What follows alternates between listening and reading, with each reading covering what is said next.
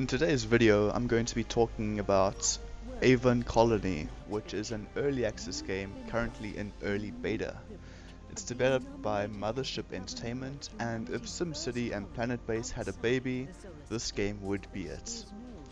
If you've played any type of building simulator, you'll probably get the hang of the UI pretty quickly, and there are tutorials both for basic and advanced gameplay methods, but as I usually do, I skipped them and went straight into a game.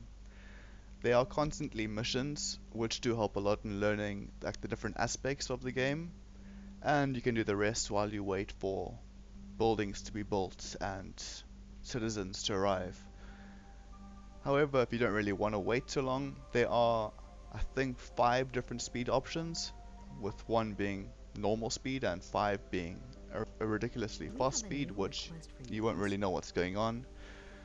And this game generally has a greater focus on survival and expansion rather than the optimization and elegant planning that generally comes with the usual types of city building games. You start off in this game as a governor of what's initially a series of interconnected domes, i.e. planet-side, but and it's your job to nurture an alien foothold into mankind's first thriving extraterrestrial colony. Instead of cash, you build structures by manufacturing nanite blocks, which are produced by converting ordinary materials such as iron and silicon in the nanite factory. This game obviously has a futuristic setting, but you're still managing many of the same resources such as water, power, and food alongside other ratings like happiness, air quality, and crime. While there is no overt conflict in the game, you do have to manage certain disasters such as lightning strikes and giant sandworms. And one of the most important aspects in this game, as well as any other colony type of game, is food. And food is important in this case because you really do have to plan for the tough times. And it really is. If you don't have greenhouses, which is a more advanced type of food producing building, you don't produce any type of food whatsoever during the winter months, which really seem quite long. And if you have the greenhouse, which is as I said the more advanced building, you only produce at 50% capacity, so you do have to plan quite far ahead in order to make sure your colonists survive the tough times.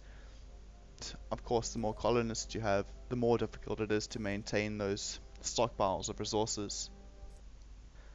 However, in this game there are policies which you can enact which help to mitigate some of the problems that you may encounter, but there's always a cost, such as food rationing, which lowers the consumption rate of food, but also makes the colonists or inhabitants quite a lot less happy.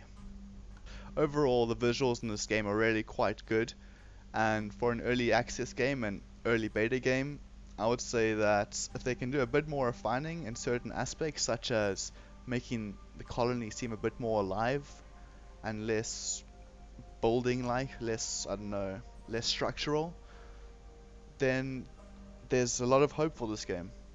However, there are some criticisms that I do have about this game. As I said, I would like it to be a bit more dynamic in terms of the inhabitants. For example, there are only 3 or 4 portraits which every colonist shares, and they all sound really similar as well. You can click on them individually when they're walking through the tunnels of pipes, but other than the default statistics such as happiness and morale, there's really not too much differentiation between the different colonists, and I would like for it to be a bit more personal in that type of sense.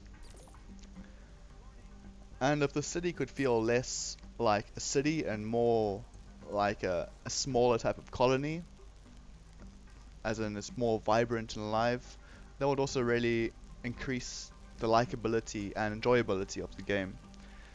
Additionally, it would be great to have more in terms of game disturbances, like some type of native alien tribe attacking the city and having to fend them off with military drones.